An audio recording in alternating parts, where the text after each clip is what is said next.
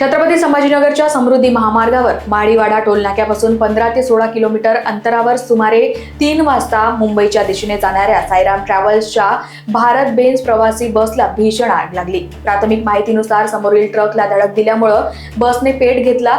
बसमध्ये एकूण 32 जण प्रवास करत होते। त्यात 29 प्रवासी, 2 ड्रायव्हर आणि 1 कंडक्टरचा समावेश होता। या दुर्घटनेत एक प्रवासी जखमी झाला तर अमोल शेलकर याचा दुर्दैवी मृत्यू झाला। घटनेची माहिती मिळताच मुख्य अग्निशमन अधिकारी अशोक खांडेकर यांच्या मार्गदर्शनाखाली पदमपुरा व कांचनवाडी अग्निशमन केंद्राचे पथक घटनास्थळी दाखल झाले। त्यांनी शर्थीचे प्रयत्न सुरू करून आग विझवली।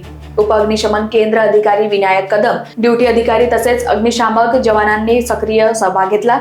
वाहनांचे नुकसान आणि प्रवाशांचा पुढील तपास माळीवाडा पोलीस करत आहेत। Bureau report, Lokvahini media, Chhatrapati Sambhajinagar.